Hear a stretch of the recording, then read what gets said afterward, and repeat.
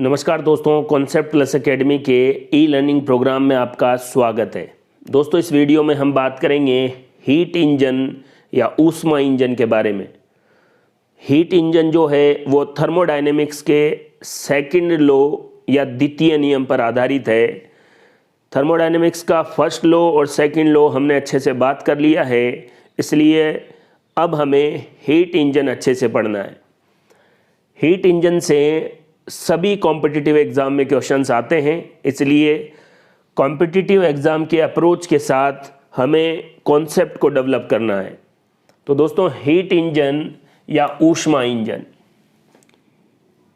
Heat engine, heat and engine लिखने की ज़रूरत नहीं है, हीट इंजन। अगर जो भी ऊष्मा दी गई है उस ऊष्मा से कार्य संपन्न हो, अगर हीट या ऊष्मा के द्वारा कार्य संपन्न हो तो ये जो डिवाइस है वो क्या कहलाएगी? ऊष्मीय इंजन या हीट इंजन। हीट से वर्क करेगी। अब वर्क के बारे में आप एक बात ध्यान रख लें, ऊष्मागतिकी का द्वितीय नियम कहता है दुनिया में ऐसी कोई मशीन नहीं बनी है जो संपूर्ण हीट को वर्क में कन्वर्ट कर दे,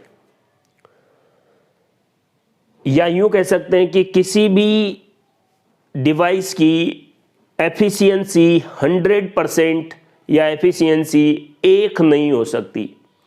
प्रतिशत बोले तो 100% और मान बोले तो एक। अब ये एक क्या है वो अपन अभी देख लेंगे। अभी हीट इंजन का मतलब आप समझ लीजिए, हीट के द्वारा कार्य करना है। यहां देखिए, आपके पास एक स्रोत है, सोर्स है, और स्रोत का तापमान, सोर्स का टेम्परेचर T1 है, और ये ऊष्मा दे रहा है Q1। स्रोत Q1 ऊष्मा दे रहा है किसको? ऊष्मा इंजन को, हीट इंजन को। अब ये जो Q1 ऊष्मा दे रहा है, इससे कुछ तो कार्य होता है, वर्क होता है, और शेष बची हुई ऊष्मा Q2 सिंक तक पहुंचा दी जाती है। और सिंक का तापमान कितना है? T2। और स्रोत का तापमान क्या है? T1। सोर्स के द्वारा हीट इंजन को कितनी ऊष्मा दी गई है? Q1। उसमें से कार्य हो गया W तो, और शेष बची Q2 कहाँ पहुंच गई? सिंक में। वैसे देखा जाए तो आप एक बात याद रखें कि इस Q2 का मान कभी भी 0 नहीं हो सकता। क्यों? क्योंकि अगर Q2 का मान 0 हो गया, इसका मतलब ये हुआ, ध्यान से देखें, कि स्रोत ने ऊष्मा इंजन को Q1 दी था। अब Q2 0 है, इसका मतलब पूरी की पूरी ऊष्मा कार्य में, काम में आ गई। ऐसा हो नहीं सकता। ऊष्मागतिकी का द्वितीय नियम, इस दुनिया में ऐसी कोई डिवाइस नहीं है जो दी गई पूरी की पूरी ऊष्मा को कार्य में बदल दे। अब इसको अगर इक्वेशन के रूप में लिखें, एक तो ये बात याद रखनी है, कभी भी Q2 0 नहीं हो सकती। ऊष्मा इंजन के द्वारा सिंक को दी गई ऊष्मा कभी भी 0 नहीं हो सकती, उसका मान कुछ न कुछ होगा। आपने हीट इंजन को Q1 ऊष्मा दी थी कुल, उसमें से कुछ ऊष्मा कार्य में, काम में आ गई, और कुछ ऊष्मा सिंक के पास चली गई। यहां से कार्य निकालना है तो Q1 इधर आ जाएगा और W बराबर Q1 माइनस Q2। जितनी स्रोत से आपने इसको ऊष्मा दी और जितनी सिंक के पास चली गई, उसके अलावा जितनी भी ऊष्मा है वो कार्य में, काम में आ गई। अब यह है ईटा। ईटा का मतलब है दक्षता, एफिशिएंसी, और इस इंजन की एफिशिएंसी निकालना है तो संपन्न कार्य और गिवन हीट, प्रदत्त ऊष्मा। संपन्न कार्य क्या है? W, और गिवन हीट क्या है? Q1। ये देख लीजिए।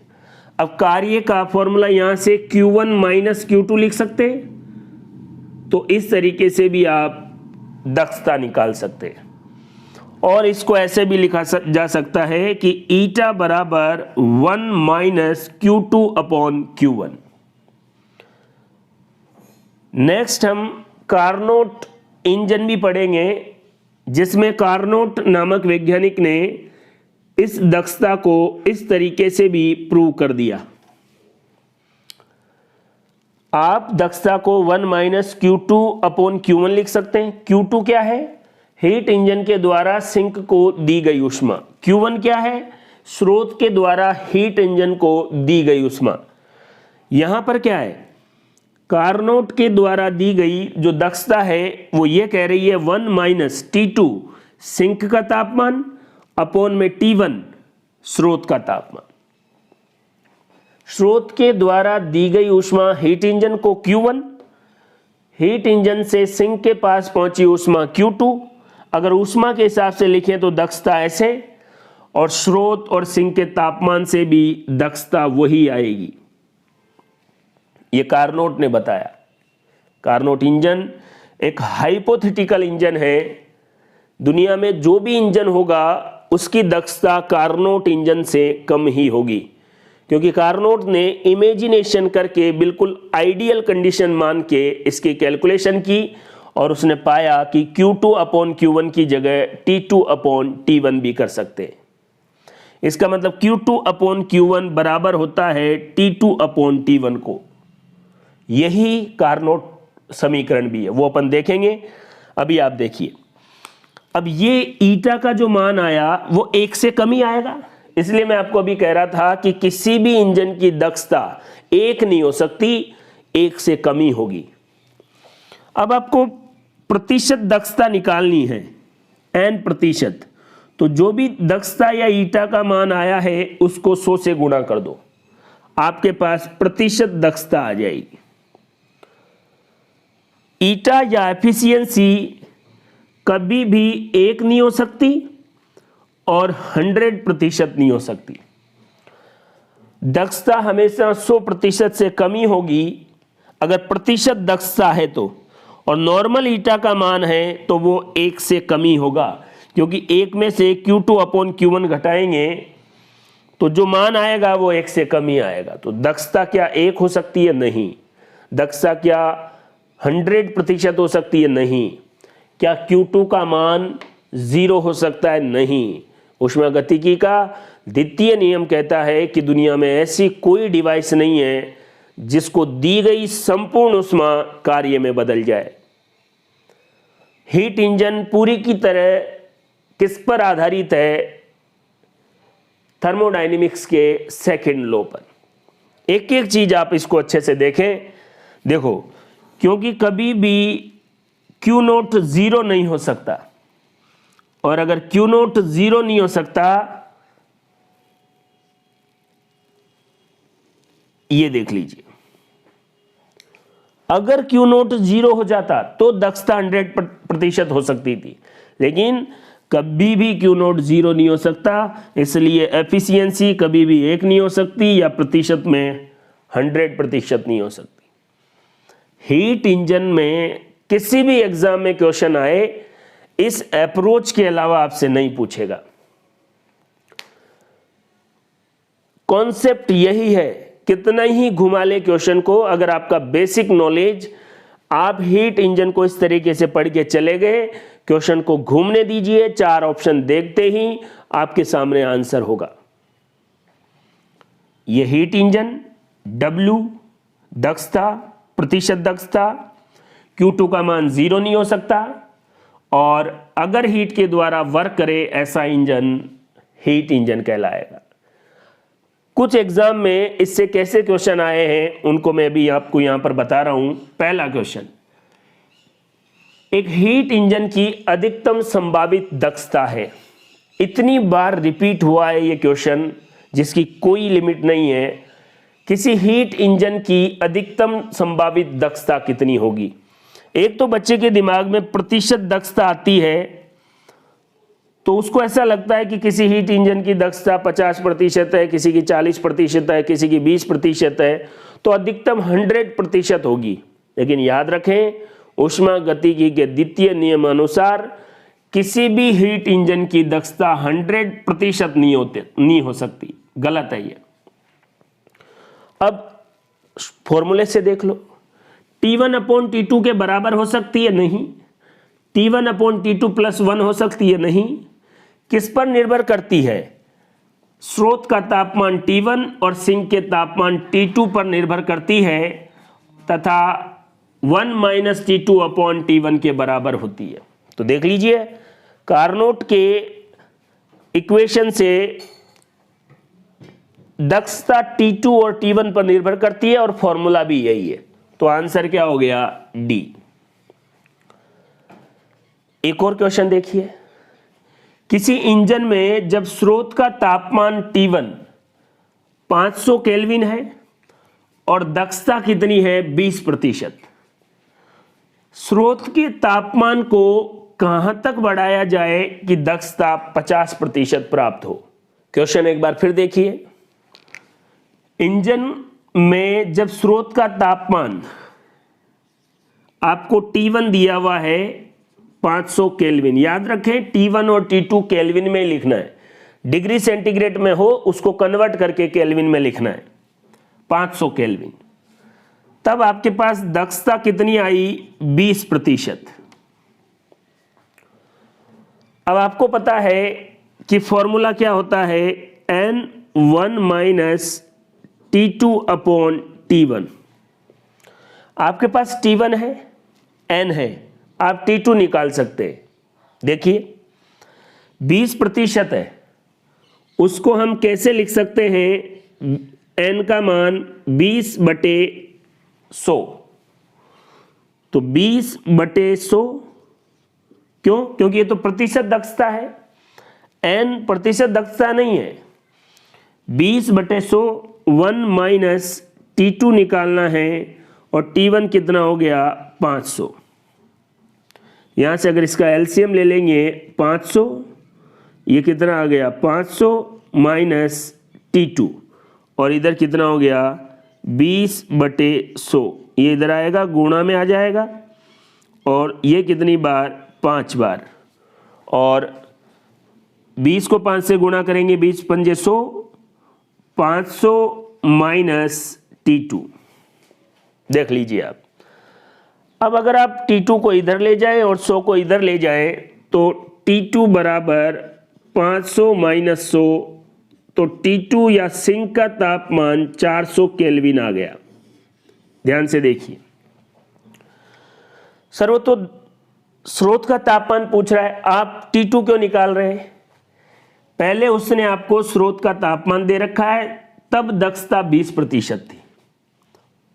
इस कंडीशन में सिंक का तापमान कितना था? 400। स्रोत के ताप को कहां तक बढ़ाया जाए कि दक्षता 50% हो?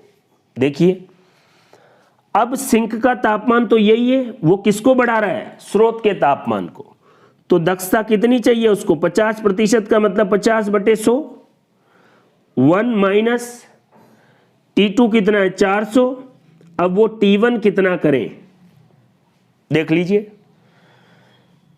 इसको अगर आप सॉल्व करेंगे, T1, ये हो गया T1 - 400, 50/100। अगर इसको अपन बोलेंगे तो 1/2 भी लिख सकते हैं, 1/2, और T1 को मैं इधर लेके आ रहा हूं, T1, और 2 को अगर मैं उधर लेके जाऊं तो T1 2, T1 - 400। सॉल्व करेंगे, 2T1 - 800। अब इस T1 को इधर लेके आएंगे तो ये माइनस में हो जाएगा, तो T1, और ये प्लस में, तो कितना हो गया? T1 की वैल्यू 800।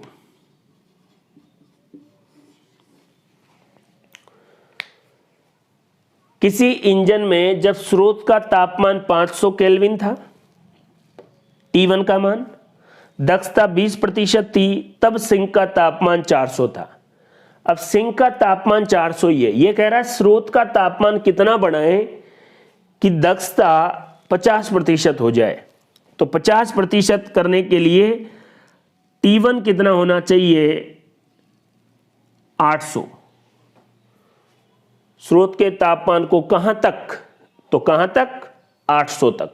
अगर आपसे यह पूछे कितना बढ़ाया जाए, तो पहले कितना था 500, 300 और बढ़ाओ 800 हो जाएगा। इस तरीके के क्वेश्चन आपको आराम से सॉल्व करने। एक बार फिर बता रहा हूं, पैटर्न बार बार मैं इसीलिए रिपीट करता हूं कि आपको चीज समझ में आ जाए। आपके पास T1 कितना था, 500 केल्विन, यहां से इसका तापमान 500, आपको दक्षता दे रखी थी 20%। अगर इसको ईटा का मान निकालना है तो 20/100। इस कंडीशन में आपको T2 का मान कैलकुलेट करना है। आपने कैलकुलेट कर लिया, T2 का मान कितना आ गया, 400 केल्विन। अब क्वेश्चन ये कह रहा है कि T2 तो जो भी है वो फिक्स है, स्रोत का तापमान कितना बढ़ाएं। तो जब T2 पता लग गया और दक्षता कितनी कह रहा है वो 50%, और 50% का मतलब है 50/100। ये ईटा का मान 1 माइनस T2 कितना है, 400, और T1 हमें कैलकुलेट करना है। इसको सॉल्व करने के बाद T1 का मान कितना आ गया, 800 केल्विन। अब क्वेश्चन को ध्यान से पढ़ना है, ऑप्शन को ध्यान से देखना है। स्रोत के ताप को कहां तक बढ़ाया जाए, तो 500 से कहां तक बढ़ाया जाए, 800 तक। कितना बढ़ाया जाए, 300, क्योंकि पहले कितना था 500, तब दक्षता कितनी थी, 20%। ये तो रहा फॉर्मूला बेस्ड। अगर आपको नॉर्मल मैथमेटिकल अप्रोच आती है तो आप इस क्वेश्चन को कैसे सॉल्व कर सकते हैं, देखिए। कोई दक्षता का फॉर्मूला या कोई कैलकुलेशन करने की आपको जरूरत नहीं है, इतना पता होना चाहिए कि जो भी यहां से उसमें आती है वो कुछ कार्य में और बची हुई सिंक के पास। तो देखो T1 का तापमान कितना है, 500, दक्षता कितनी है, 20%। इसका मतलब क्या हुआ, कार्य कितना होता है, 20%। तो 500 का 20% का मतलब 1/5। कार्य कितना होगा, 100 का, बचा हुआ किसके पास चला जाएगा, सिंक के पास।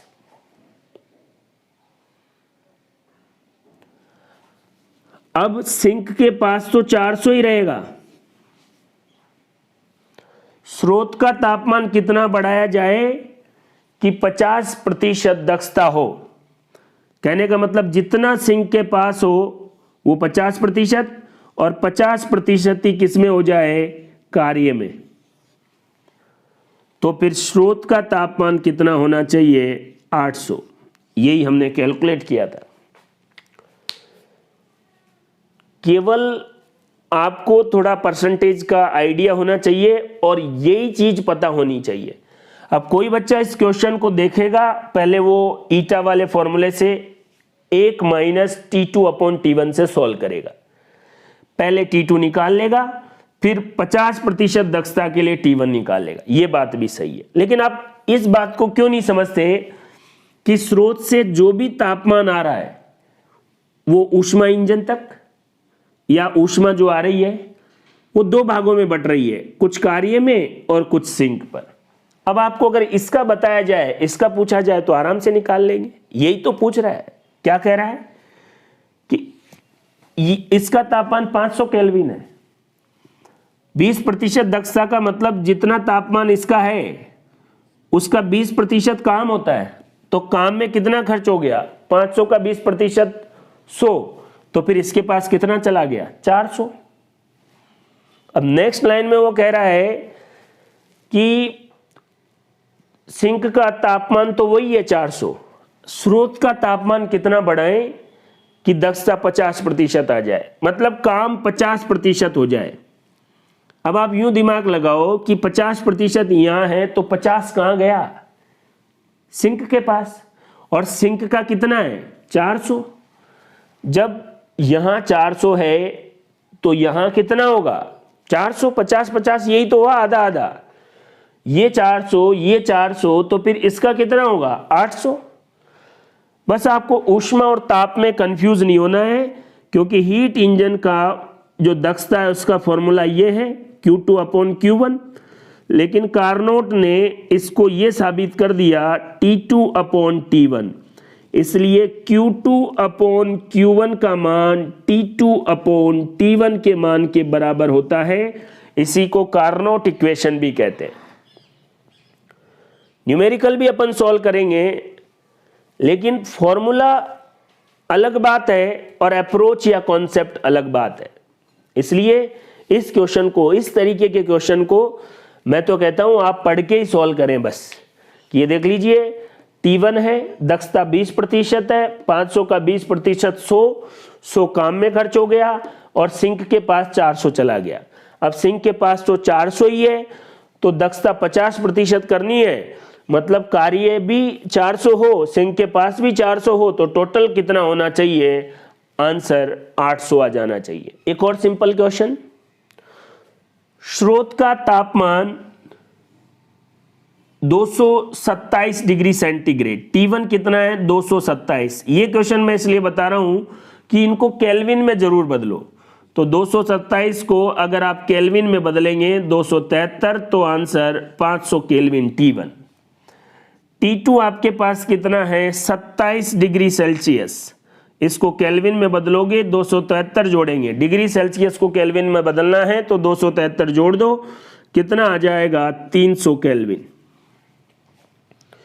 फिर ये आपसे दक्षता पूछ रहा है, फिर वही बात, अगर आप ऐसे करना चाहें तो करिए, ये लीजिए 1 - 300/500, 3/5, 5 यहां कितना आ गया 5 - 3, 2/5, और n दक्षता का मान 2/5 और प्रतिशत दक्षता का मान 2/5 को 100 से गुणा कर दो, तो ये कितना आ गया 40% दक्षता होगी। लेकिन दोस्तों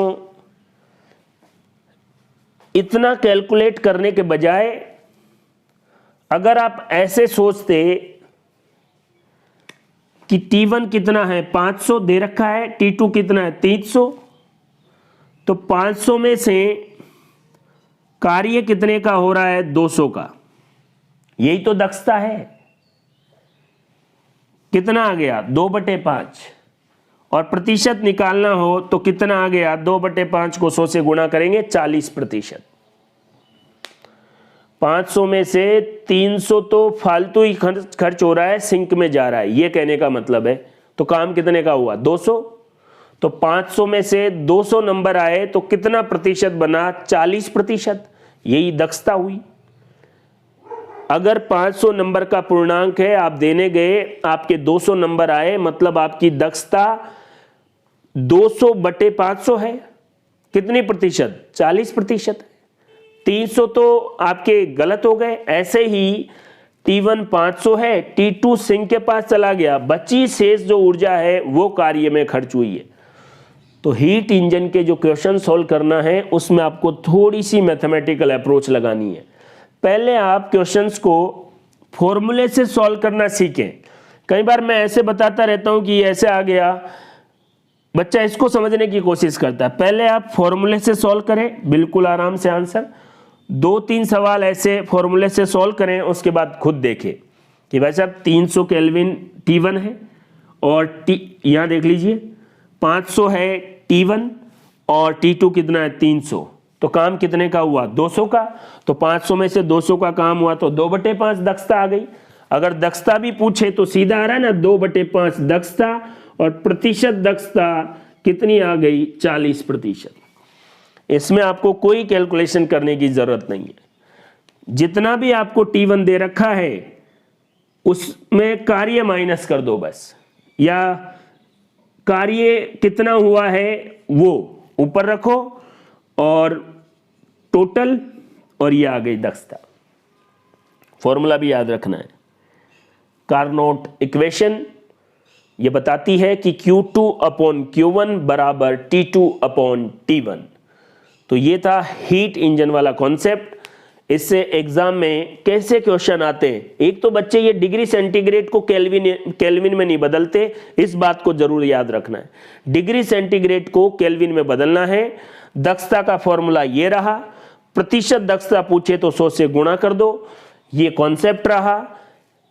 जितनी ऊष्मा स्रोत से इंजन को दी गई उसमें से कुछ काम में खर्च हो गई और बची हुई सिंक के पास चली गई। अब सिंक वाली आपको पता है और स्रोत वाली पता है तो कार्य वाली निकाल सकते हैं। ये दोनों पता है तो ये निकाल सकते हैं, क्योंकि कुल ये है और मान लो ये कितना है, यहां 100% कोई बात आई, अगर दक्षता 40% है तो 60% सिंक के पास चली गई। तो ये सिंपल सी बात है। एग्जाम के न्यूमेरिकल आप कोई सी भी बुक में से आप सॉल्व करें, वैसे बुक में किसी में भी आपको सॉल्व करने की जरूरत नहीं है, यहां जो न्यूमेरिकल मैंने आपको दिए हैं इनको समझने की कोशिश करें।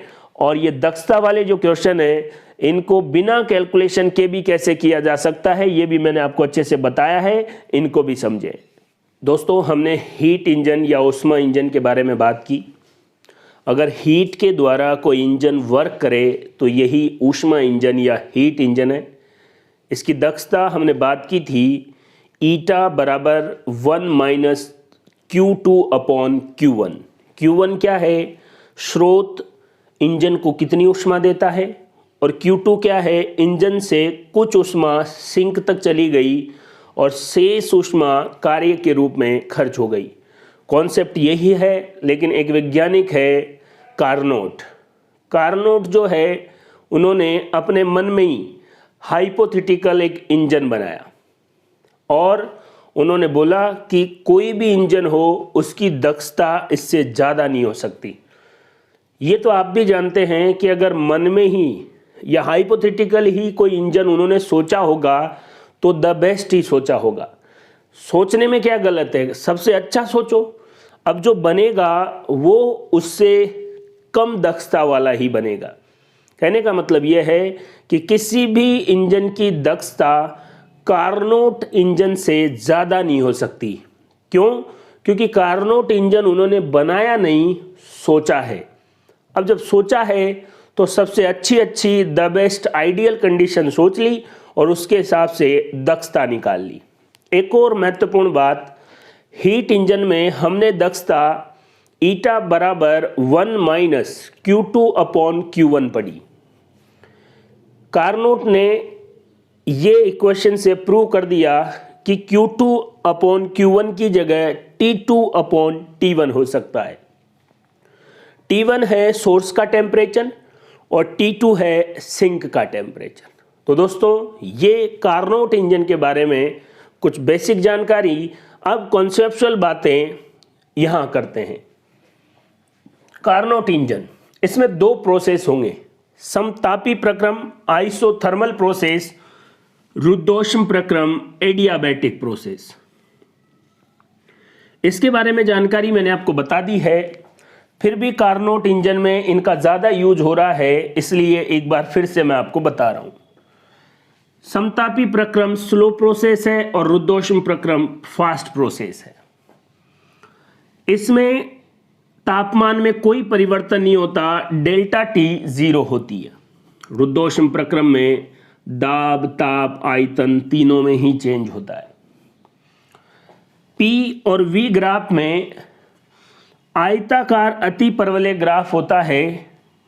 समतापी और रुद्धोष्म में होता क्या है, रुद्धोष्म की ढाल थोड़ी ज्यादा है। अगर ये प्रारंभिक बिंदु है, इसका दाब P1, आयतन V1। ये देखो, आयतन बढ़ रहा है और दाब कम हो रहा है, तो दाब बदल गया P2, आयतन बढ़ गया V2। समतापी है इसलिए ताप वही है। ये इसका ग्राफ होगा। रुद्धोष्म में तीनों चीजें ही बदलती है, P1, V1, T1 बदल गया P2, V2 और T2 में। तो ये है समतापीय प्रसार। प्रसार क्यों कह रहे हैं? देखो, पहले आयतन यहां था, अब आयतन यहाँ है, आयतन बढ़ गया, इसलिए आइसोथर्मल एक्सपेंशन।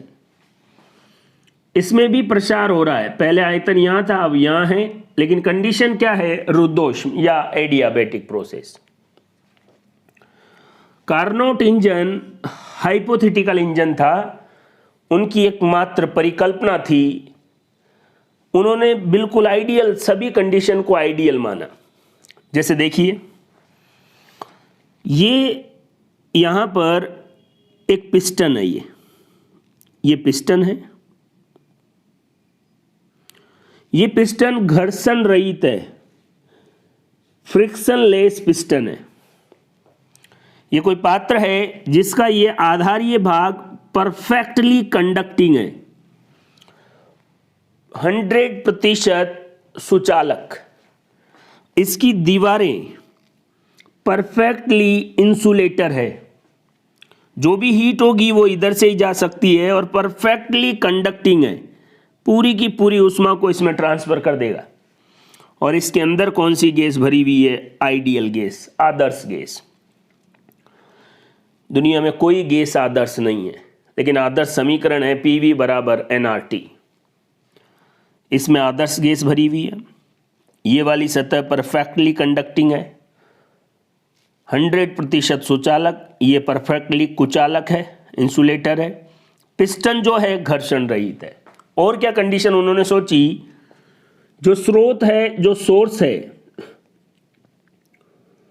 वो परफेक्टली कंडक्टिंग है, मतलब इसमें से पूरी तरीके से ऊष्मा ट्रांसफर हो सकती है। और सबसे महत्वपूर्ण बात, हीट कैपेसिटी अनंत है। ये स्रोत जिसका तापमान T1 है, ये इंजन को कितनी ही ऊष्मा दे दें, कितना ही टेम्परेचर दे दे, इसका तापमान कम नहीं होगा। हीट कैपेसिटी अनंत होने का मतलब है, सोर्स किसको हीट देता है, आपको पता है ना, इंजन को। इंजन को ये सोर्स कितनी ही हीट दे दे, इसका टेम्परेचर T1 ही रहेगा, क्योंकि इसकी हीट कैपेसिटी इनफाइनाइट है। सिंक भी परफेक्टली कंडक्टिंग होना चाहिए, पूर्ण रूप से सुचालक, और इसकी भी हीट कैपेसिटी इनफाइनाइट या अनंत होनी चाहिए। इसके लिए हीट कैपेसिटी अनंत होने का मतलब है कि मान लीजिए सिंक का टेम्परेचर T2 है, इस सिंक को ऊष्मा या हीट कौन देगा, इंजन। इंजन हीट देगा सिंक को, कितनी ही हीट दे दे, सिंक का टेम्परेचर T2 ही रहेगा, क्योंकि सिंक की हीट कैपेसिटी अनंत है। और एक स्टैंड भी होना चाहिए जो परफेक्टली इंसुलेटर हो, पूर्ण रूप से कुचालक हो। ये चीजें उन्होंने सोची, और फिर 4 स्टेप में कार्नोट इंजन का साइकिल बताया। एक एक स्टेप मैंने आपको बिल्कुल बेहतरीन तरीके से यहां पर लिखा है, इसको केवल आप अच्छे से समझें। अभी तक जो बातें हमने की है उसमें आपको कोई प्रॉब्लम नहीं होनी चाहिए, बस समतापी और रुद्धोष्म प्रसार के बारे में आपको थोड़ा आइडिया होना चाहिए। सुचालक और कुचालक ये तो आपने पढ़े ही होंगे। परफेक्टली बिल्कुल अच्छी तरीके से घर्षण रहित पिस्टन है। हीट कैपेसिटी अनंत का मतलब मैंने आपको अच्छे से समझाया है। इस स्रोत से इंजन को कितनी ही ऊष्मा दे दी जाए, स्रोत का तापमान T1 ही रहेगा। क्यों? क्योंकि स्रोत जो है उसकी हीट कैपेसिटी, ऊष्मीय क्षमता अनंत है, वो कितनी भी ऊष्मा दे सकता है। और सिंक की भी ऊष्मीय क्षमता अनंत है, वो कितनी भी ऊष्मा ले सकता है, लेकिन टेम्परेचर नहीं बदलेगा। पहला स्टेप, ये आपके पास स्रोत है जिसका तापमान T1 है। इसकी ये वाली सतह या सभी सतह ये परफेक्टली कंडक्टिंग है, और ये जो कंपार्टमेंट है इसकी भी ये वाली सतह परफेक्टली कंडक्टिंग है। इसमें कौन सी गैस भरी हुई है? आदर्श गैस, आइडियल गैस। ये फ्रिक्शनलेस घर्षण रहित पिस्टन है, और यहाँ ऊपर छोटे छोटे द्रव्यमान या भार रखे हुए, द्रव्यमान रखे हुए, वेट रखे हुए।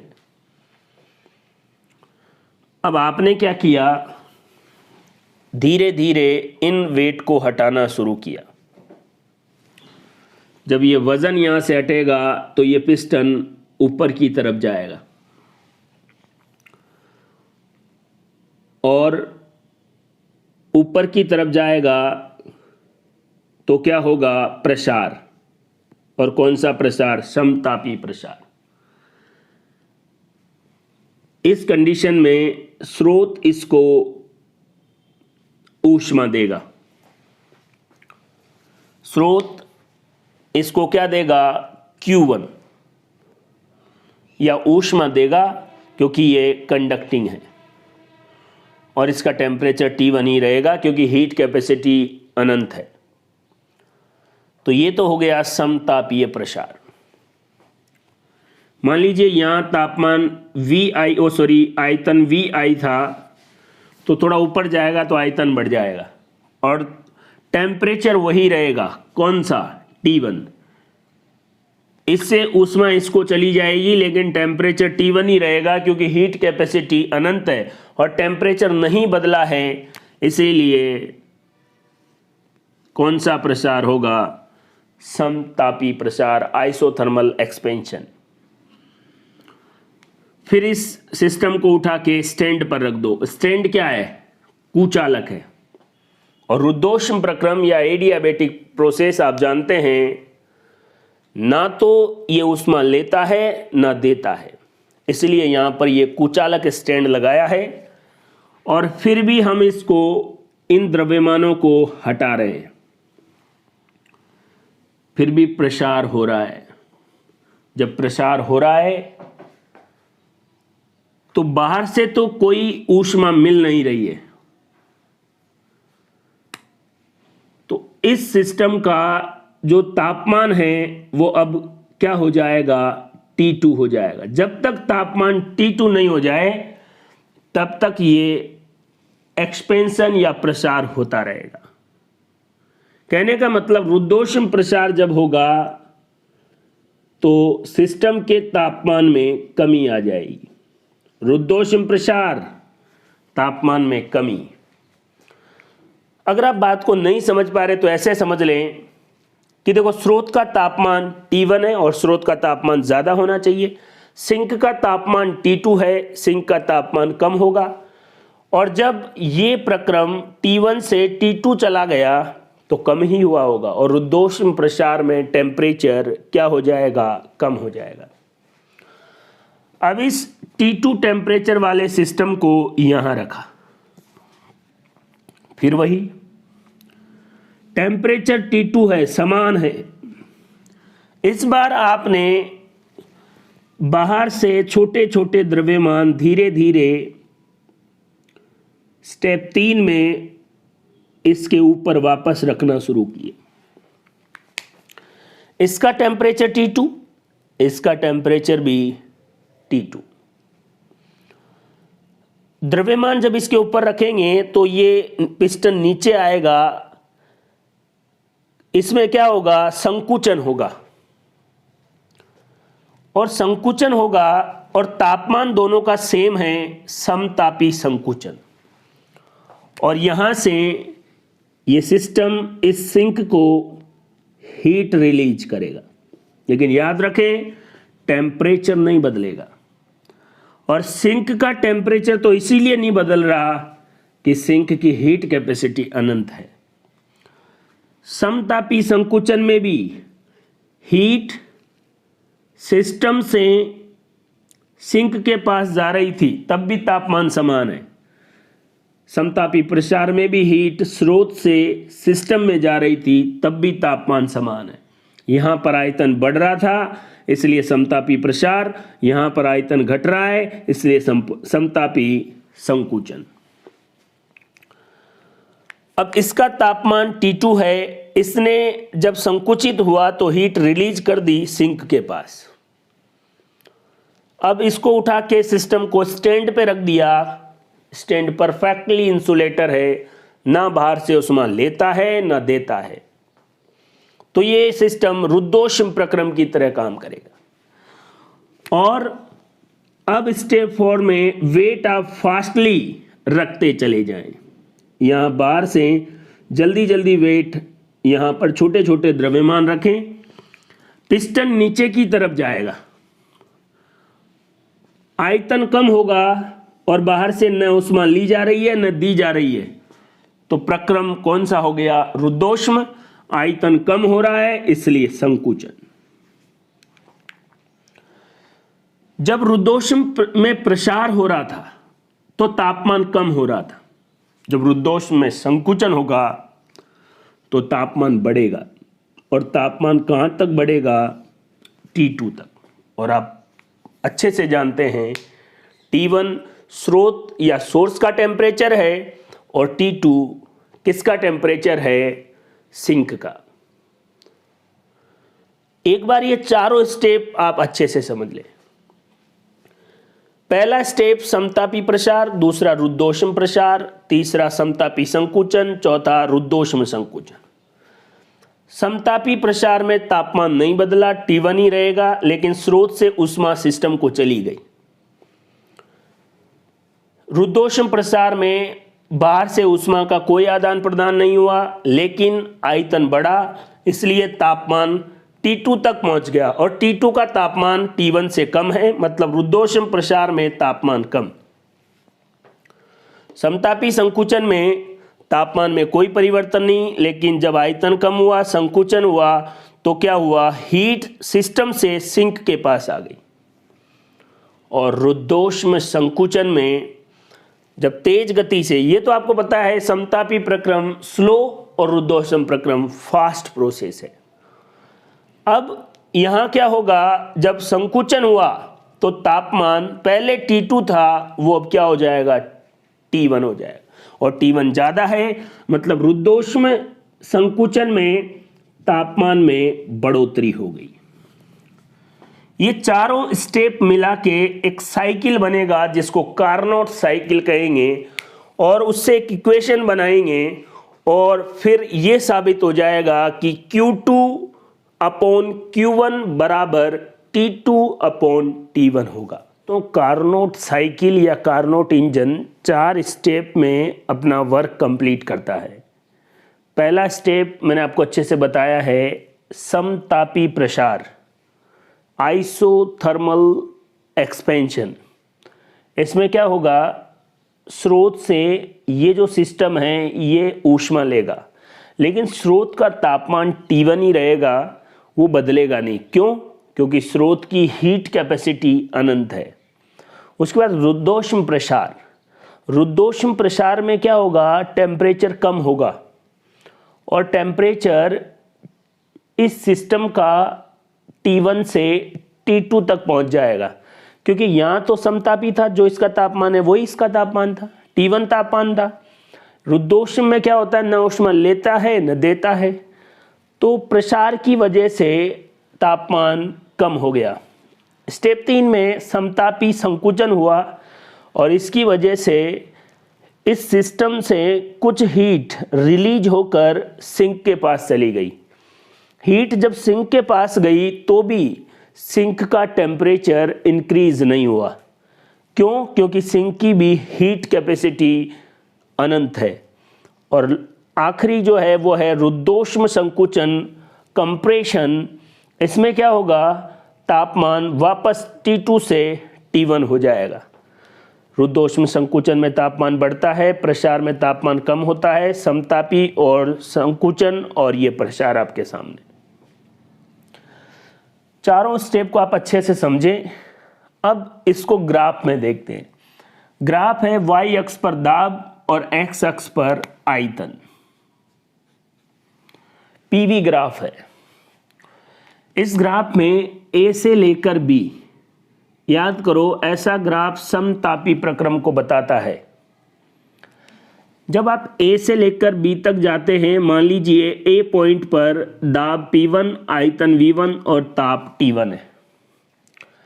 जब B पर जाएंगे तो ये समतापी प्रक्रम है, तो ताप तो T1 ही रहेगा और दाब और आयतन बदल जाएगा, P2 V2। तो देखो A पर है P1 V1 T1 और B पर है P2 V2 T1। T1 क्यों है? क्योंकि ताप तो बदला ही नहीं, क्योंकि प्रक्रम कौन सा है?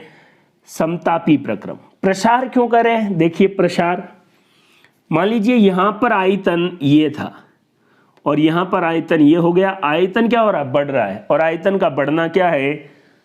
समतापी प्रसार। आयतन भी बढ़ रहा है और तापमान भी सेम है, तो समतापी प्रसार हो गया। ए से लेकर बी तक अगर आप बात करें इस ग्राफ की, तो ये कौन सा है? समतापी प्रसार। जब तापमान में परिवर्तन 0 है इसलिए डेल्टा टी 0। याद करो डेल्टा यू का मान एन सीवी डेल्टा टी, जब डेल्टा टी 0 तो डेल्टा यू का मान आंतरिक ऊर्जा में परिवर्तन का मान 0 हो गया। U1 मैंने इसलिए लिख दिया कि मान लो यहां से यहां तक जो भी परिवर्तन हो रहे हैं उनको हम 1 मान रहे हैं। ऊष्मागतिकी का पहला नियम कहता है कि जो भी आप ऊष्मा दे रहे हैं वो आंतरिक ऊर्जा में परिवर्तन और कार्य में खर्च होगी। लेकिन समतापी प्रक्रम में आंतरिक ऊर्जा में परिवर्तन 0, इसलिए दी गई ऊष्मा किसके बराबर? कार्य के बराबर होती है। इस बात से कई बच्चे नाराज हो जाते हैं कि सर ऊष्मागतिकी का दूसरा नियम कहता है कि दी गई ऊष्मा पूरी तरीके से कार्य में नहीं बदल सकती। लेकिन दोस्तों वो एक मशीन के बारे में, एक डिवाइस के बारे में, एक इंजन के बारे में है, और एक इंजन केवल एक प्रक्रम में, केवल एक प्रोसेस से काम नहीं करेगा। देखिए यहां पर कार्नोट इंजन को अपना काम करने के लिए 4 आपके सामने स्टेप पूरे करने पड़ रहे हैं। तो इस बात को याद रखें, एक प्रोसेस में, एक सिंगल प्रोसेस में अगर आंतरिक ऊर्जा में परिवर्तन 0 है तो दी गई ऊष्मा कार्य में बदल सकती है। लेकिन दुनिया में ऐसी कोई मशीन नहीं है जिसको ऊष्मा दी जाए और वो पूरी की पूरी कार्य में बदल जाए। तो द्वितीय नियम अलग बात है, और समतापी प्रक्रम से उसको जोड़ने की आप ऐसी कोई बात नहीं करें। उसको अलग रखें, इसको अलग रखें। वो मशीन के लिए, डिवाइस के लिए, ये एक प्रोसेस के लिए है। अब यहां पर दी गई ऊष्मा कार्य के बराबर। अब समतापी प्रक्रम में मैंने आपको कार्य का फॉर्मूला बताया था, और जब आयतन के बारे में बात थी तो अंतिम आयतन प्रारंभिक आयतन। तो देखिए यहां से यहां तक अंतिम आयतन V2 और प्रारंभिक आयतन V1। NR तापमान कितना है यहां पर? T1। समतापी है दोनों जगह T1, तो NR T1 log E V2 upon V1। ये क्या आ गया? W1 पहले प्रक्रम में। और याद कीजिए W किसके बराबर है? दी गई ऊष्मा के, और इसी को क्या कह रहे हैं? Q1। W1 बराबर Q1। यहां देखो इस प्रक्रम में स्रोत से ऊष्मा ली गई थी Q1, और वो Q1 का मान भी आपके पास है NR T1 log E V2 upon V1। दूसरा प्रोसेस है B से लेकर C तक, और ये है, इसकी ढाल थोड़ी ज्यादा होती है, रुद्धोष्म प्रक्रम। रुद्धोष्म प्रक्रम में क्या होगा? ये यहां से इधर गया, तो पहले आयतन यहां था, अब आयतन यहां है, तो आयतन बड़ा है। रुद्धोष्म प्रसार, एडियाबैटिक एक्सपेंशन। लेकिन रुद्धोष्म प्रक्रम में प्रोसेस सिस्टम ना बाहर से ऊष्मा लेता है ना देता है, तो Q बराबर क्या हो गया? 0। ऊष्मागतिकी का पहला नियम Q बराबर डेल्टा U प्लस W। जब Q 0 है तो कार्य का मान माइनस U, कार्य का मान माइनस डेल्टा U के बराबर हो जाएगा। रुद्धोष्म प्रक्रम में जब मैंने आपको काम बताया तब उसका फॉर्मूला ये था, और दूसरा प्रोसेस है इसलिए W2 लिख रहे हैं।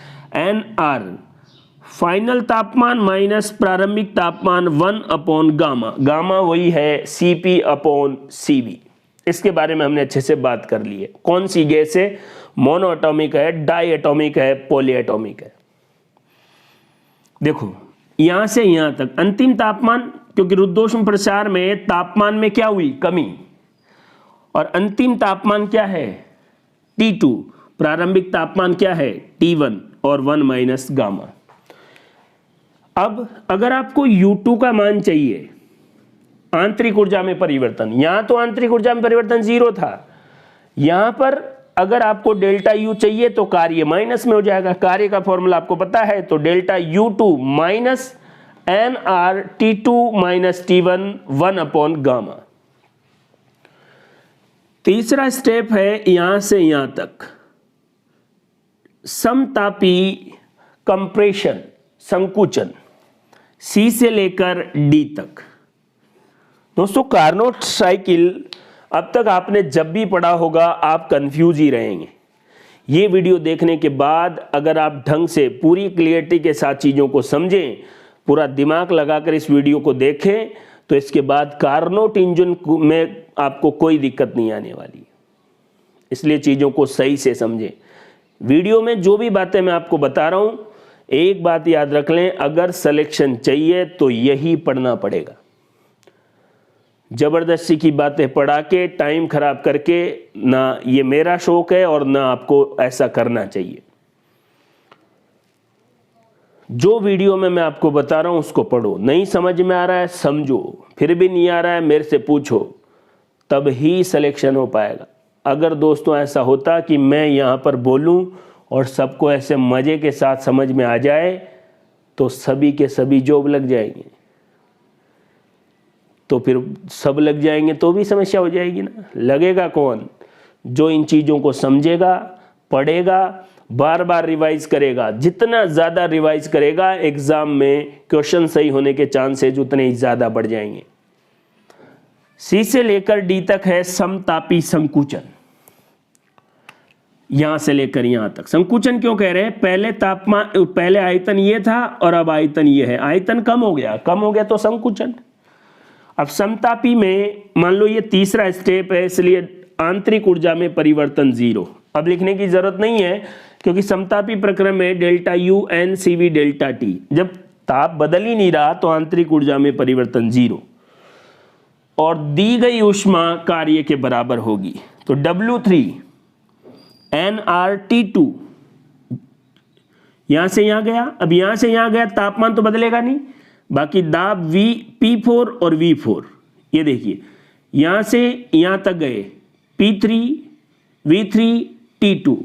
रुद्धोष्म प्रक्रम में PVT दाब, आयतन और ताप तीनों बदलते हैं, जबकि समतापी प्रक्रम में ताप स्थिर रहता है, दाब और आयतन बदलता है। देखो P4 V4 और T2 का T2 ये nRT2 log E, फाइनल आयतन V4, प्रारंभिक आयतन V3, और इस तरीके से कार्य निकाल लेंगे।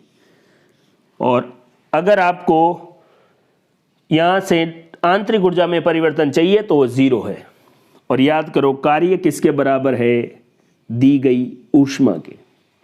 लेकिन दोस्तों यहां पर जो कार्य है वो Q2 के बराबर है। कई बार बच्चे सोचते Q3 क्यों नहीं लिखे सर? देखो इसमें तो Q है ही नहीं, या आप यूं कह सकते हैं, लेकिन Q1 और Q2 सिंक जो ऊष्मा लेता है वो Q2 है, तो ताकि आप कंफ्यूज नहीं रहे। ये तो 0 हो ही गया। स्रोत ने प्रोसेस को समतापी प्रक्रम के लिए कितनी ऊष्मा दी? Q1। अब उस सिस्टम से सिंक कितनी ले रहा है? कि Q2। अब देखो, और ये Q2 किसके बराबर है? W3 के, क्योंकि ये कौन सा प्रक्रम है? समतापी संकुचन। तो जब यह समतापी संकुचन हुआ तो यहां से कुछ ऊष्मा सिंक के अंदर चली गई और वो ऊष्मा थी Q2 और उसका मान था W3 के बराबर। उसके बाद D से लेकर A तक, यहां तक जाएंगे तो आयतन में थोड़ी कमी आएगी, और वो कमी आएगी इसलिए रुद्धोष्म संपीड़न, एडियाबेटिक कंप्रेशन D से लेकर A तक। रुद्धोष्म प्रक्रम ना ऊष्मा लेता है ना देता है, इसलिए Q0। और जब Q0 है तो डेल्टा U बराबर क्या होगा? माइनस W, या W बराबर minus delta V, delta U। तो W4 वही फॉर्मूला। अब देखो अंतिम ताप माइनस प्रारंभिक ताप, यहां पर स्टार्ट हुआ था यहां खत्म हुआ। अंतिम ताप T1 और प्रारंभिक ताप T2, 1 गामा। आंतरिक ऊर्जा में परिवर्तन, इसी का माइनस ये आ गया। ये चारों जो आपके स्टेप हैं उनमें आंतरिक ऊर्जा में परिवर्तन क्या है, दी गई ऊष्मा क्या है और कार्य क्या है, एक एक के बारे में आप अच्छे से समझ लें। समतापी प्रसार और समतापी संकुचन में आंतरिक ऊर्जा में परिवर्तन 0 है, देख लीजिए आप। रुद्धोष्म प्रसार में Q का मान 0 है और रुद्धोष्म संपीड़न में भी। उसके बाद यहां पर जो ऊष्मा स्रोत से सिस्टम को दी गई Q1 वो W1 के बराबर और Q2 W3 के बराबर। अब एक बात सुनो, यह है साइक्लिक प्रोसेस, और जितने भी अवस्था फलन होते हैं, स्टेट फंक्शन होते हैं, वो पथ पर नहीं, अंतिम और प्रारंभिक या प्रारंभिक और अंतिम स्थिति पर उनका मान निर्भर करता है।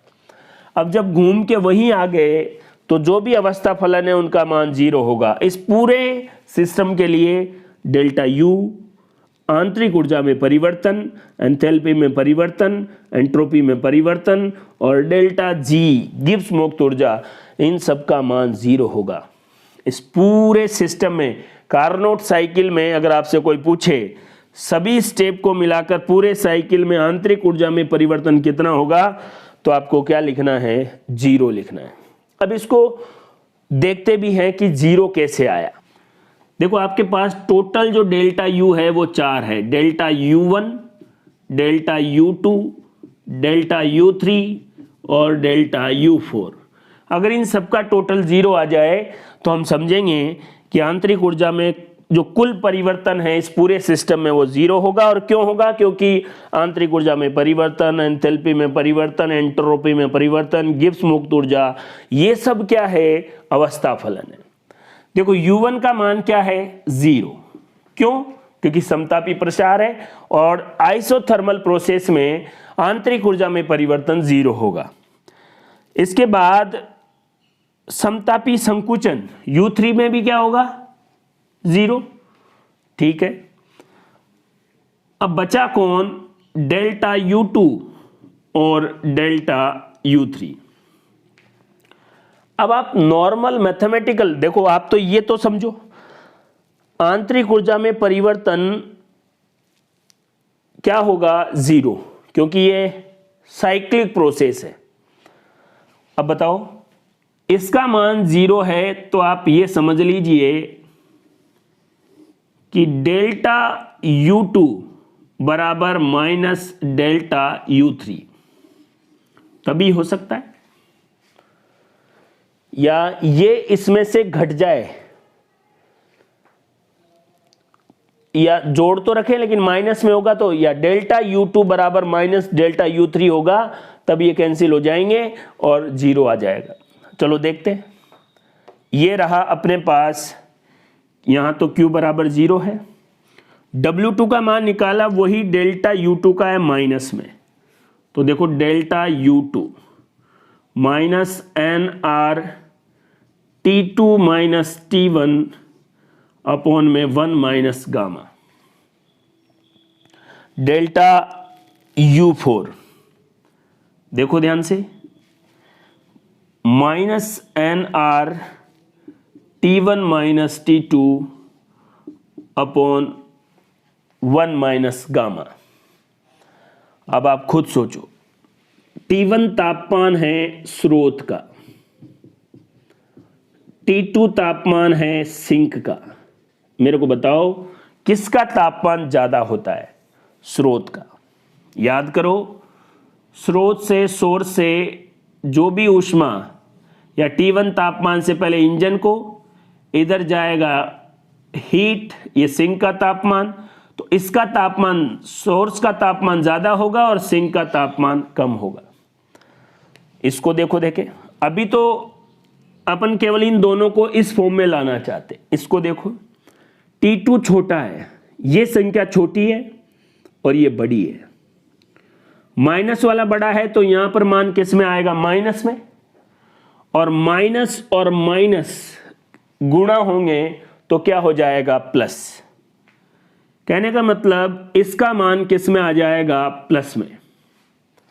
यहां पर देखिए -nr T1 का मान ज्यादा होगा, T2 का मान कम होगा, प्लस का ज्यादा है तो ये प्लस में ही रहेगा और ये इसका मान आएगा, ये यहां पर 4 लिखना है ना, 4, U3 तो 0 हो गया ना, ये देखो U2 और U4, तो U4 माइनस में आएगा। दोनों के मान तो बराबर रहेंगे लेकिन इसका मान प्लस में और इसका मान माइनस में, दोनों के मान बराबर, इसका प्लस में इसका माइनस में। अगर ऐसा होगा तो ये दोनों कैंसिल आउट हो जाएंगे।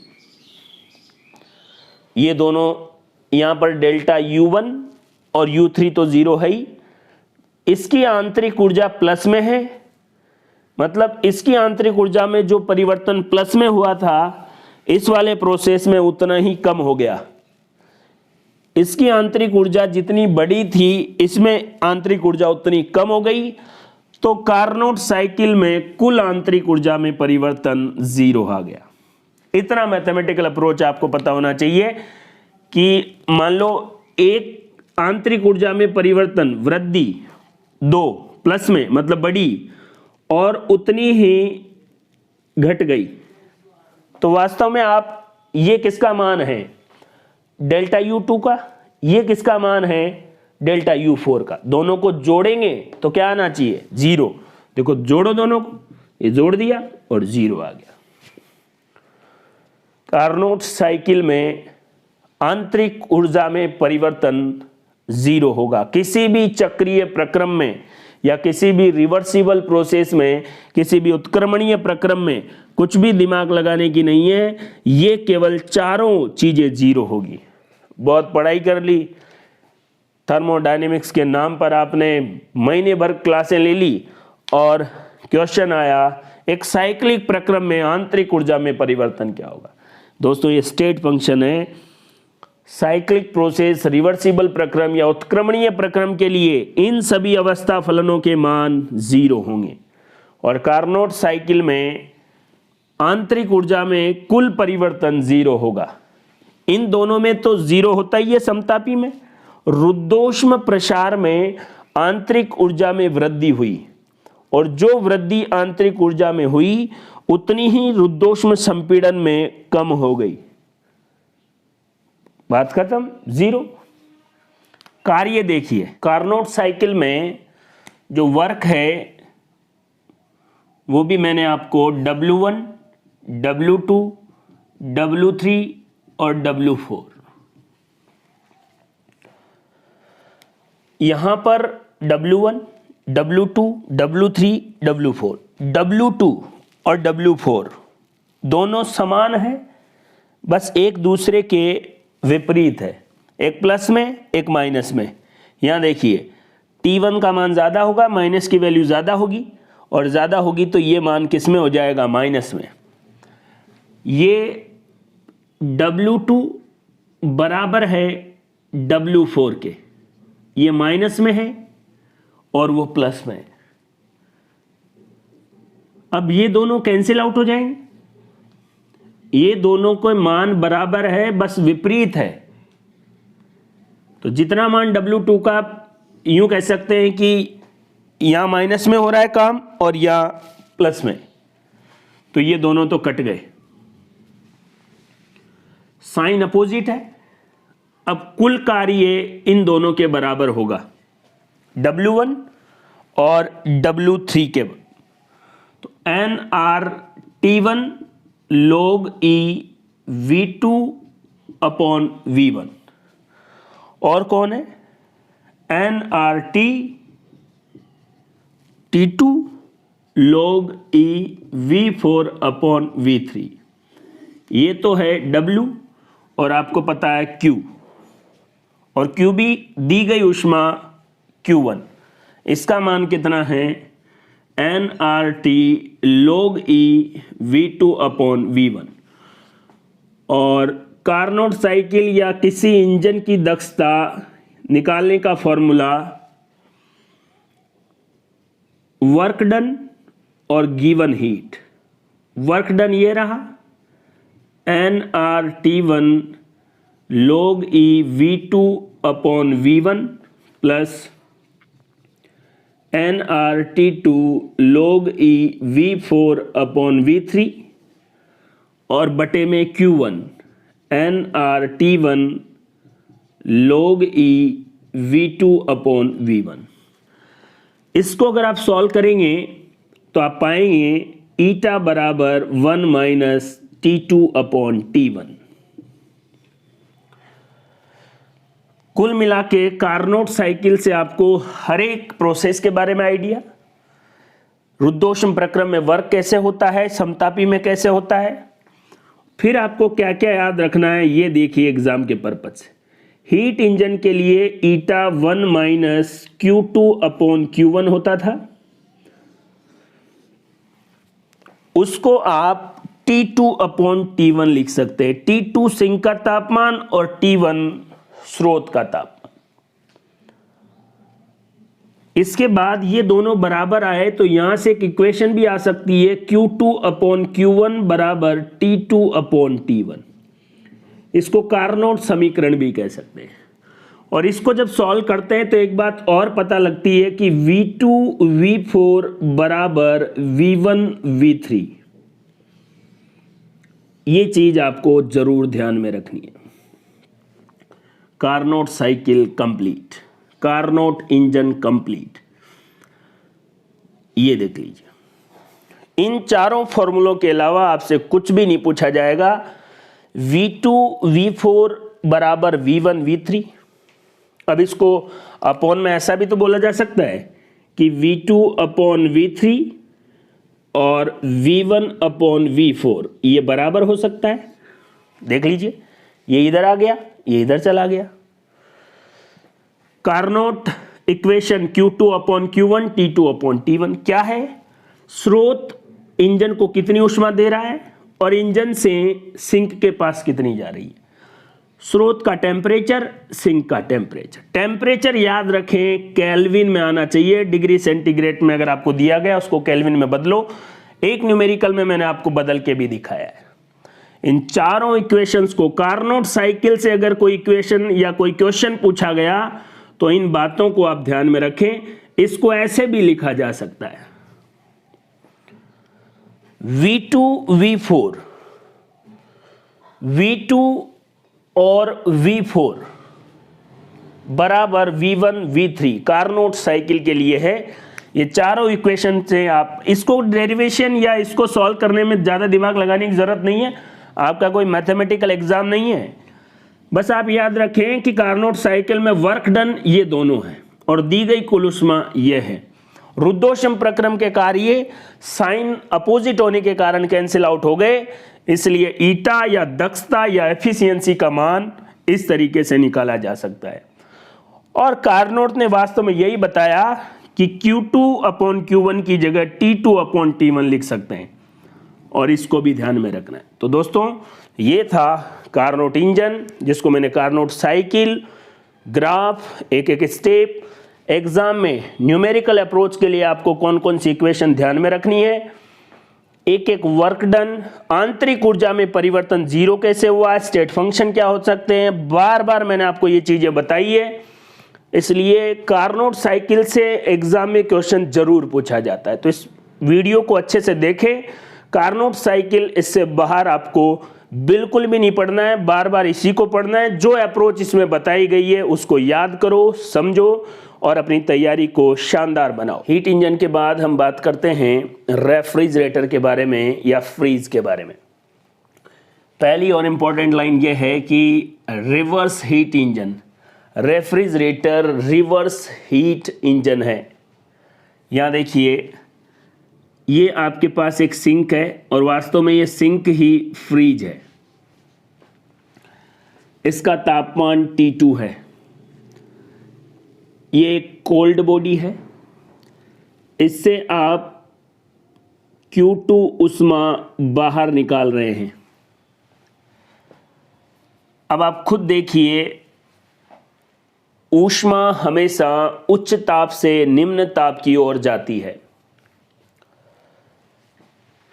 अगर आपको ऊष्मा को निम्न ताप से उच्च ताप की ओर लेके आना है तो कोई बाहर से वर्क करना पड़ेगा। ऊष्मागतिकी का द्वितीय नियम यही कहता है कि कोई स्वचालित मशीन उच्च ताप से ऊष्मा को निम्न ताप पर ले जा सकती है, निम्न से उच्च ताप पर नहीं ला सकती। अब आपको यहाँ से ऊष्मा बाहर निकालनी है कम तापमान से, तो आपको वर्क करना पड़ेगा, और ये जो वर्क है ये विद्युत कार्य है, इलेक्ट्रिकल वर्क है। इस इलेक्ट्रिक वर्क के द्वारा यहाँ जो इंजन है वो इस सिंक से Q2 ऊष्मा लेगा और यहाँ Q1 बाहर निकालेगा स्रोत या वातावरण में। देखिए ये फ्रीज है, फ्रीज से ऊष्मा बाहर निकली Q2, W कार्य हुआ, फ्रीज से बाहर निकाली गई ऊष्मा Q2 और वातावरण में छोड़ी गई ऊष्मा Q1। ऐसा करने के लिए आपको पता है कि ये कोल्ड बॉडी है और बाहर वातावरण का तापमान ज़्यादा है। फ्रीज से आप ऊष्मा निकालकर वातावरण में भेजना चाहते हैं। देखिए रेफ्रिजरेटर क्या है, इलेक्ट्रिकल वर्क की हेल्प से कोल्ड बॉडी से हीट को हॉट बॉडी को ट्रांसफर करता है। रेफ्रिजरेटर इलेक्ट्रिक वर्क की हेल्प से कोल्ड बॉडी से हीट को हॉट बॉडी को ट्रांसफर करेगा। ऊष्मागतिकी का द्वितीय नियम कहता है कि ऐसा अपने आप नहीं हो सकता, आपको बाहर से एक वर्क करना पड़ेगा, विद्युत कार्य। अब फ्रीज से आपने निकाली जो ऊष्मा Q2, काम किया वो W, और ये दोनों बाहर निकलेगी Q1 के रूप में। मतलब फ्रीज से निकाली गई ऊष्मा या अवशोषित ऊष्मा वातावरण में छोड़ी गई ऊष्मा से कम होगी, या यूं कह सकते हैं कि फ्रीज से बाहर निकाली गई ऊष्मा से ज़्यादा होगी वातावरण में छोड़ी गई ऊष्मा। देखिए ये फ्रीज है, इसका तापमान 4 डिग्री सेंटीग्रेड है।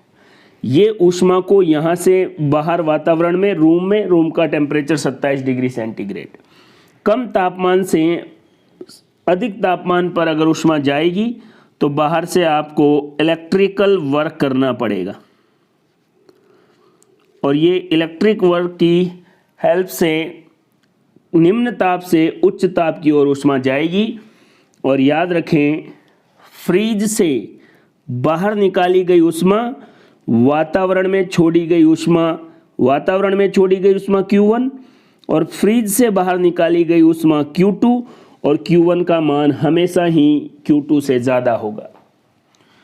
फ्रीज या सिंक से बाहर निकाली गई ऊष्मा Q2 और वातावरण को दी गई ऊष्मा Q1। अब आपको पता है Q1 ज़्यादा होगी Q2 से, क्योंकि जो काम किया है वो भी इसमें ऐड हो गया, इलेक्ट्रिकल वर्क। और Q1 बराबर है इन दोनों के, ये देखिए Q2 प्लस W बराबर Q1। ये रेफ्रिजरेटर का कॉन्सेप्ट है। और बाहर ये सोर्स है या एनवायरनमेंट है, इसका तापमान ज़्यादा होगा फ्रीज से, सिंपल सी बात है। ये फ्रीज है, रूम का टेम्परेचर ज़्यादा होगा फ्रीज से, तो रूम टेम्परेचर को T1, फ्रीज के टेम्परेचर को T2, और वर्क जो अप्लाई कर रहे हैं वो W। एक बार फिर कह रहा हूँ, ये सिंक ही रेफ्रिजरेटर है, इससे जो ऊष्मा बाहर निकाली गई है वो Q2, और एनवायरनमेंट में जो दी गई ऊष्मा है वो Q1। Q1 का मान ज़्यादा है Q2 से, क्योंकि W इलेक्ट्रिकल वर्क भी उसमें ऐड हो गया, ये आप जानते ही हैं। और Q2 उसमें ऐड हो गया W, और वो वातावरण में छोड़ी गई ऊष्मा के बराबर हो गया। रेफ्रिजरेटर क्या करता है, एक डिवाइस है जो इलेक्ट्रिकल वर्क की मदद से हीट को लो टेम्परेचर से हाई टेम्परेचर पर भेज देती है। ये कॉन्सेप्ट है रेफ्रिजरेटर का। और हीट इंजन का रिवर्स प्रोसेस आपको साफ साफ लग रहा है। क्वेश्चन में आपको ये चीज़ ध्यान में रखनी है, फ्रीज से बाहर निकाली गई ऊष्मा Q2 वातावरण में इजेक्ट की गई ऊष्मा या छोड़ी गई ऊष्मा Q1, इसमें W ऐड हो गया, इसलिए Q1 का मान ज़्यादा है Q2 से। इंजन के लिए एफिशिएंसी या दक्षता हम ईटा निकालते थे, यहाँ पर कोफिशिएंट ऑफ परफॉर्मेंस है। रेफ्रिजरेटर के लिए कोफिशिएंट ऑफ परफॉर्मेंस निकाला जाएगा, जिसको K से रिप्रेजेंट करते हैं। कौन से रेफ्रिजरेटर की कोफिशिएंट ऑफ परफॉर्मेंस या K ज़्यादा होगी? जो अच्छे से हीट रिजेक्ट कर सकेगा, मतलब वो फ्रिज जिसका परफॉर्मेंस कोफिशिएंट ज़्यादा होगा या अच्छा होगा, वो यहाँ से ऊष्मा बाहर अच्छे से निकाल पाएगा। और दूसरा, वर्क डन ऐसा करने के लिए कम से कम काम करना पड़े। कौन सा फ्रिज अच्छा होगा? जो ज़्यादा से ज़्यादा हीट अपने अंदर से बाहर फेंक सके, रिजेक्ट कर सके, इजेक्ट कर सके, और इसके लिए वर्क कम से कम करना पड़े, इलेक्ट्रिकल एनर्जी का यूज कम से कम हो, वही अच्छा फ्रिज है। अब देखिए K कोफिशिएंट ऑफ परफॉर्मेंस का फॉर्मूला K बराबर Q2 अपॉन W। Q2 क्या है? रेफ्रिजरेटर से जो बाहर आई है वो हीट, W किया गया कार्य। Q2 ये देख लीजिए, W क्या होगा? यहाँ देखो Q2 में W जुड़ा तब Q1, W निकालना है, ये प्लस माइनस में आ जाएगा, तो W बराबर Q1 माइनस Q2। तो कोफिशिएंट ऑफ परफॉर्मेंस K बराबर Q2 अपॉन W भी हो सकता है, Q2 upon Q1 minus Q2 भी हो सकता है। और याद रखो Q1 Q2 T1 T2 के बराबर है, इसलिए यहाँ से performance coefficient K T2 upon T1 minus T2। अब एग्जाम में कैसे क्वेश्चन आएंगे वो देखिए। ये रेफ्रिजरेटर है, इसका तापमान -3 डिग्री सेल्सियस है। यहाँ से ये रेफ्रिजरेटर Q2 ऊष्मा बाहर निकालता है, उसका मान आपको निकालना है कि कितनी ऊष्मा बाहर निकालेगा जब इस पर काम जो किया गया है वो 1 जूल है और रूम का टेम्परेचर 27 डिग्री है, और बाहर एनवायरनमेंट में जो हीट इजेक्ट की गई है वो यहाँ पर Q1 है। ध्यान से देखिए, क्वेश्चन पूछ रहा है कि रेफ्रिजरेटर कितनी हीट इजेक्ट करेगा, 1 जूल इलेक्ट्रिक वर्क उस पर किया जाए, और यहाँ पर रेफ्रिजरेटर का टेम्परेचर -3 और रूम का टेम्परेचर 27 डिग्री सेंटीग्रेड। याद रखें, डिग्री सेंटीग्रेड को केल्विन में बदलो। इसको हम 27 डिग्री को केल्विन में बदलेंगे तो 300 केल्विन, -3 को बदलेंगे 273 से ऐड कर देंगे तो 270 केल्विन। सबसे पहले आपको Q2 निकालने के लिए पहले K निकालो, क्योंकि आपको T1 और T2 पता है। K का फॉर्मूला ये रहा, T2 upon T1 minus T2। T2 कितना है? 270। T1 माइनस T2, T1 कितना है? 300। 300 में से 270 गए तो 30। और यहाँ से परफॉर्मेंस ऑफ कोफिशिएंट या कोफिशिएंट ऑफ परफॉर्मेंस K की वैल्यू 9 आ गई। अब इस फॉर्मूले को अप्लाई करो, K बराबर Q2 अपॉन W। K बराबर Q2 अपॉन W। K कितना है? 9। अब आपको Q2 निकालना था, यही तो क्वेश्चन था कि रेफ्रिजरेटर से कितनी हीट बाहर इजेक्ट की गई।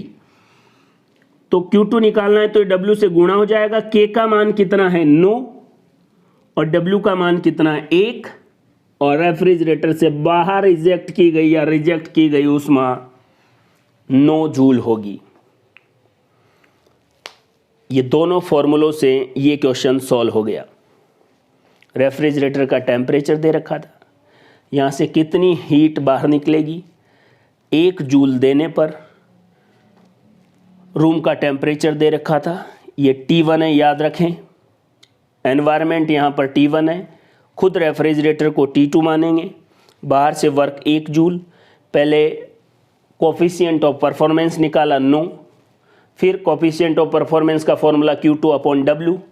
यहाँ से Q2 की वैल्यू इन दोनों को गुणा किया और 9 जूल आ गई। तो दोस्तों ये है रेफ्रिजरेटर, अच्छे से इसको समझिए। हीट इंजन का रिवर्स प्रोसेस है और इस न्यूमेरिकल को भी ध्यान से देखिए। जल्दबाजी में आप ऐसा नहीं कि रेफ्रिजरेटर को T1 मान लें, रेफ्रिजरेटर T2, एनवायरनमेंट या रूम का टेम्परेचर T1। साफ साफ लिखा हुआ होगा रेफ्रिजरेटर से कितनी हीट रिजेक्ट की गई, बाहर निकाली गई, Q2 पूछ रहा है। अगर ये बोलता कि एनवायरनमेंट में कितनी आई तो Q1 पूछ रहा होता। 1 जूल इलेक्ट्रिकल वर्क किया गया। हमने इन दोनों फॉर्मूलों को बड़े स्मार्टली तरीके से अप्लाई किया कि आपके पास T2 है, T1 है। ये एक और बात, डिग्री सेंटीग्रेड को आपको केल्विन में बदलना जरूरी है। K निकाला और यहाँ से Q2 जो हीट रेफ्रिजरेटर से रिजेक्ट हुई उसका मान हमने 9 जूल कैलकुलेट कर लिया। तो दोस्तों इस वीडियो में हमने हीट इंजन, कार्नोट इंजन बिल्कुल हाइपोथेटिकल इंजन था। उन्होंने एज्यूम किया जो भी इंजन है उसकी दक्षता एफिशिएंसी कार्नोट इंजन से कम ही होगी या उसके बराबर होगी, क्योंकि बिल्कुल आइडियल कंडीशन उन्होंने मानी। उसके बाद हमने रेफ्रिजरेटर पढ़ा। इन सभी कॉन्सेप्ट को मैंने आपको अच्छे से बताया है। चीज़ों को समझें, बार बार रिवाइज करें। कॉन्सेप्चुअल आप अगर स्टडी करेंगे तो आप जब रिवाइज करेंगे तब भी आपको अच्छा लगेगा। एग्ज़ाम में अगर आपको सिलेक्शन चाहिए इन्हीं चीज़ों को बार बार रिवीजन करना पड़ेगा। अगर सिलेक्शन चाहिए यही चीज़ें पढ़नी है, बार बार जितनी बार आप इसका रिवीजन कर सके करें। अपनी तैयारी को अच्छी रखें। थैंक यू, धन्यवाद।